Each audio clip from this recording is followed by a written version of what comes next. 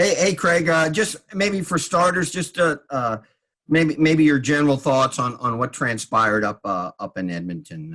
After a few days here. Yeah, not much more than, I talked to you guys after the game. I mean, we just didn't play well enough as a team. I think, when you're in the playoffs, you need everybody going at their best and you need a real strong team game, and we didn't have that. I mean, I think we had spurts of it at times, but not consistent enough, and not everybody going at the same time. That's basically the bottom line. Why don't you think there was that? I don't know if what Perron alluded to, energy level, being fully invested or whatever buy-in. Why don't you think that was there? Well, energy was a big part of it. I think it lacked at times, but I don't have an answer for that. I guess there could be a lot of different scenarios and situations, but I don't know. It's hard to give you an answer on all of them. It's up to myself, the coaching staff, and the players to be more prepared. And we didn't do a good enough job. That's the bottom line. We weren't good enough, and that's why we're out. Craig, it seemed like you guys were going really well during the 2-week training camp, and everybody felt good about their game going up there. Does that surprise you a little bit that you couldn't get it up there? And I know Steen had mentioned that you're playing against different opponents now, so it's different. So you really can't judge it. But based off of what you saw in training camp, did you have a good feel going up there as to how your guys were going to be able to perform? Yeah, I did have a good feel. I thought camp was good. I mean, I really did. And I thought they worked hard. They looked good out there. So, but it changed. Something seemed to change when we got up there. We didn't perform very well in the round robin games. I mean, there were spurts of good hockey, where we played some decent hockey, but not for 60 minutes. And I think that really boils down to, we didn't play games for 60 minutes out there. And that's a big part of the reason we're out. We had spurts of real good hockey, but not consistent enough. Yeah, Craig, could you see this coming in the round robin, that it was just, we talked all along about flipping the switch and how tough it would be? Did you see it coming? Well, I did. I thought that we could still perform at a high enough level to build our game, maybe get to the top of our game in the first round. Vancouver's a good team, though. They thought they played really well against us. Game 1 and 2 could have went either way. It's a bounce here or there, and it's a different, maybe a 1-1 series, or even, who knows, maybe we're up 2-0. We battled back and tied it, but game 5, we had the game in hand, and again, we kind of just let it slip away. And you can't do that in the playoffs. It changes momentum so much for the other team, and obviously they had a lot of momentum going into game 6, a lot more than we had, and that showed when we got beat pretty easily in game 6. Craig, for a guy like you, is it hard to let this go and move on to the next step, or how do you deal with the disappointment? Well, it eats away at you the whole time. I'm not going to lie to you. It's tough for me.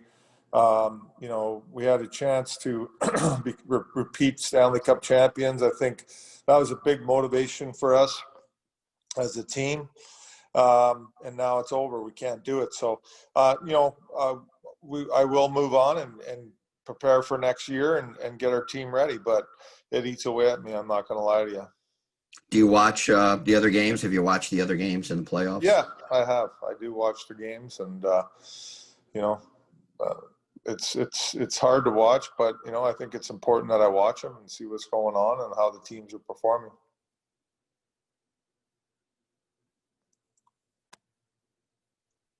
Craig, we talked to Jordan Bennington yesterday, and is the goalie position probably the one area where you have to have the shortest memory and move on? You can just kind of tell, talking to him yesterday, that it wasn't a good postseason for him, but you have to move on from it. Have you just noticed that about his demeanor, that he's able to, whether it's a good performance or a bad one, that he just parks it and just focuses on what's in front of him instead of looking behind him?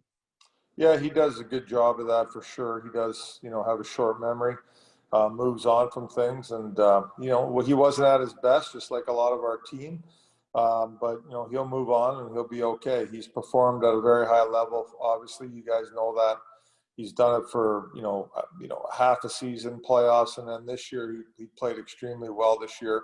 One of the top goalies in the league for wins. So he'll move on from it and get over it. He can look at some things and work on some things too and get better, just like we all have to. We all have to improve. When you get beat out in the first round, it's unacceptable, myself included, and we got to get better, and I got to get better, and the team's got to get better. Craig, you guys have developed such a good culture the last year and a half. I know David Prawn made comments about not everybody bringing it, and you said David was right. Is that something that the culture can correct without it becoming a lingering issue? Oh, definitely. I think we have a real good culture. We've got really good veterans on our team that hold people accountable and really push that culture that we're trying to create. And that's my job too, for sure. We got to get everybody on board, going next year. They got to be on board of what we're preaching and what we're trying to do as a team. And, I'll keep saying it, the team's the most important thing, and the team has to come first. Craig, as you come out, as you come out of this, what are some things you think you need to improve on as a team? And it's kind of a corollary to that.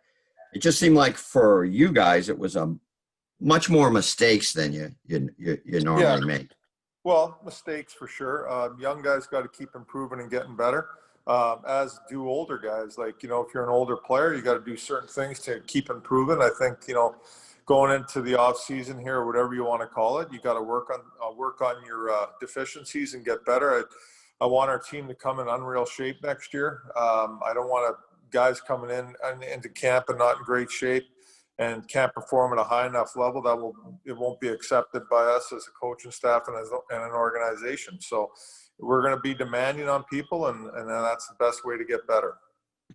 What was their fitness level coming into phase 3? Was it okay or better than okay, or what would you say? Well, I think a lot of guys were good. They took care of themselves and they were ready to go. But I don't think as a team it was good enough. And speaking of the off season, I mean, there's still a little bit of uncertainty, isn't it, as to when the season start, or do you know for sure to start in December? And how does that affect what your trainers send to the players in terms of what they want to do?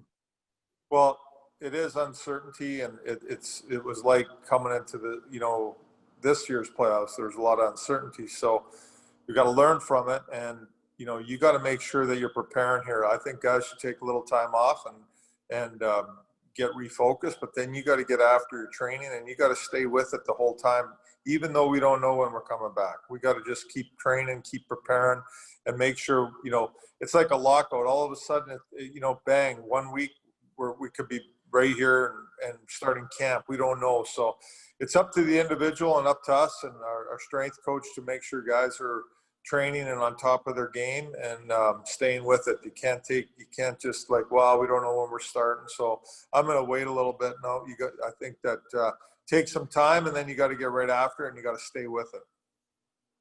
Hey, Craig, obviously every offseason there's free agency moves with every team. You guys are in a unique situation because you recently won the Stanley Cup, and your star defenseman, who's your team captain, is a free agent. I know you probably don't love answering questions about this, but I was curious. Are you worried about being in flux right now as this goes through with Petro and free agency? Yeah, I mean, it's obviously on everybody's mind for sure. More Petro and the organization, but I believe something will get done. That's the best answer I can give you. And can you describe just maybe for the fans, just the role of a captain and why Petro is so important beyond just playing defense? Yeah, well, I think as a captain, you have a big bite of the team for sure, and what goes on, and like again, we talk about culture. Well, he's the one guy that leads the culture in the right way. Petro is in great shape. He's a very good leader in the locker room and on the ice. He plays. He leads by example on the ice with his play, but also, he understands the game very well, and he understands the locker room very well, and what needs to be said in the locker room. So, he does a very good job of that, and it makes my job a lot easier. Like there's times where he's coming in, says, I got the locker room here, I'll handle it. And I don't even have to go in there and say anything because he will take care of that for me, along with other guys on our team. We got good leadership that way. So, it's all the little things like that, and looking after, making sure trainers are looked after, and all the little things that go along with being a captain. He does a very good job of it. Craig, the guys that we've talked to so far, the consensus has been that they still believe that there's a good window here for this group to win, whether there's personnel changes or not. And considering what happened getting bounced in the first round, that it's probably going to make them even hungrier coming back next year. Do you share those same beliefs? And as far as that hunger is concerned, is that something as a coaching staff you're going to expect from them? We'll be highly motivated for sure. I think they're not too happy, especially our veteran players. Losing out in the first round, that doesn't sit well with them. We got a good core here, as you guys know. I could name a bunch of players. I'm not going to. You know who the core is. You know what the players are. We're pretty solid so in that area, so there's a good window here. We got young players coming that are going to get better and improve. So I think we've got a good mixture of core players, some veteran players, and some young players to try to win a championship again. As far as those young players, Craig, is concerned, you hate to name just one, but in particular, there's a lot of fan expectation and expectation in general from a guy like Robert Thomas. Where do you feel like his game needs to go and can go from here? Well, he's like, any young player. You got to remember he is young still, and he's come a long way. He's won a championship already in the NHL, but he's got to take the next step in his fitness level for sure, and then he's got to take a next step in the 200-foot game, and just make the game. He's got to play the game harder, and he's got to be able to, score goals. I think he's a very good passer, and he'll start executing more on his plays, but he also has to become a scorer in this league to be an all-around player. If you're just going to be a passer the whole time, eventually teams will understand that and take things away. So he needs to improve his shot, needs to score goals for us too. So, and then also just become a harder player to play against. And that'll come with time, and also fitness will make that happen too. I got another Tommy. young guy, but we're going to fight over this.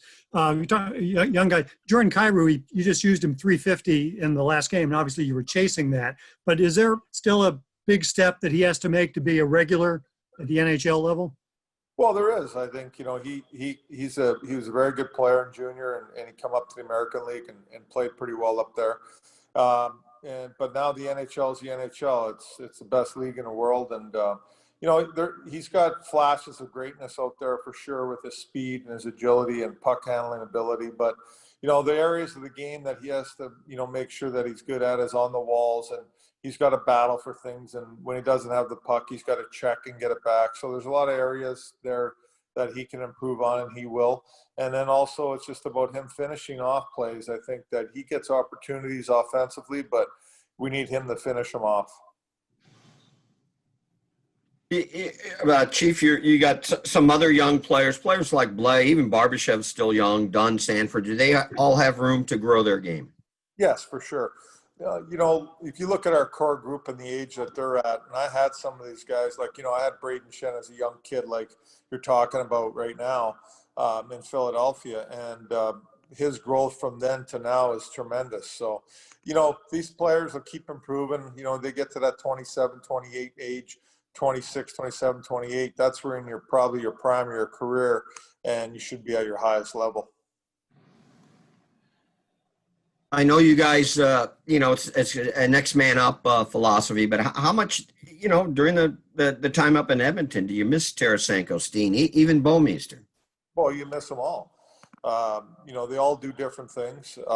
But in saying that, I think, that shouldn't have changed the way our team mindset, and our team play. We had players that were capable of going in there and doing the job, but We missed Bo for a while, obviously, with what happened to him, and we were fine, and we moved on.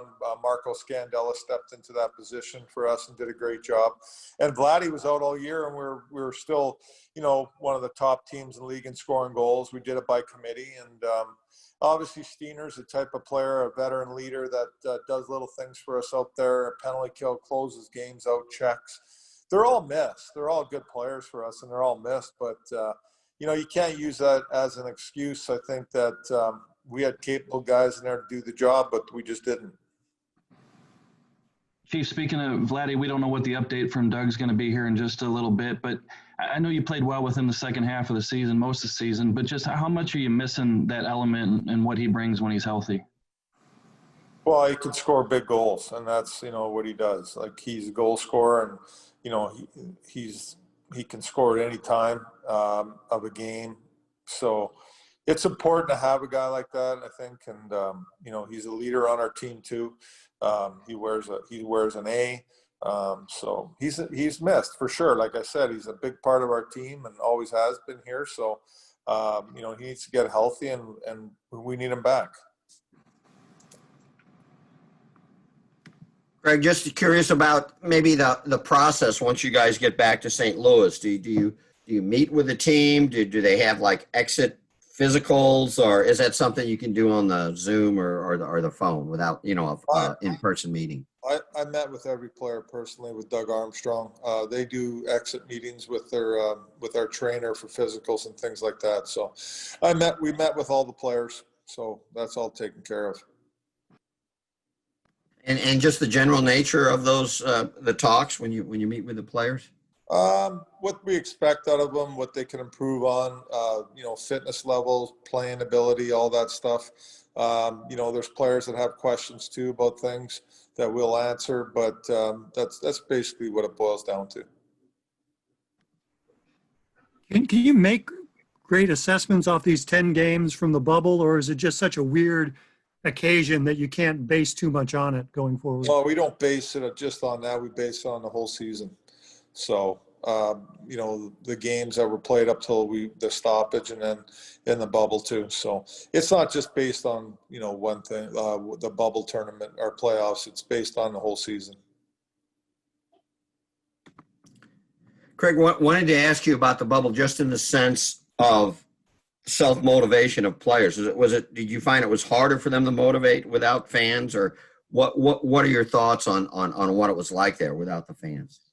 Well, it's difficult and different for sure with no fans. I mean, that's a big part of the game is the fans and why we play and, why we're involved in the game, and they make it happen, the fans, in my opinion. But, that there's no fans, so you got to find a way to motivate yourself. That's your job as a player and my job as a coach.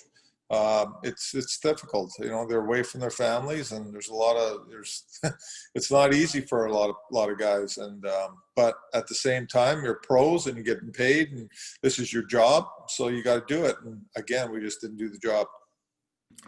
And just maybe your thoughts on these 2 years, what a strange ride it's been for you in particular and the team. You go from interim coach to head coach. You pull this team out of last place. You win the cup. All the celebrations at the start of the season and ceremonies, the Bowmeister thing, the pause, and then playing in a bubble. It's been a strange ride, hasn't it? Yeah, it has. It's very enjoyable though for me. I've enjoyed every minute of it. Winning the championship was a great thing, and then coming into this year, didn't really know exactly what to expect, especially early on the first 25 games. But, I thought our team performed very well. I thought our team was motivated all year. I thought we had a real good season up to the stoppage, in first place in the West. Not an easy thing to do. I thought our guys did a good job of keeping their energy up most of the season, which is important. And energy is a huge thing. And the more I think about the bubble part of it, that energy that was lacking there, for whatever reason, and that we got to find that energy again next year. That'll be huge. It's a big thing. Everybody good? I would say, Craig, it's only been a few days, but do you expect your staff to be back in next season? Yeah, I do. I mean, I do. We really like our staff. I enjoy them. They're very, very good coaches and very helpful for me. And I know that Doug does too. So I expect them all to be back.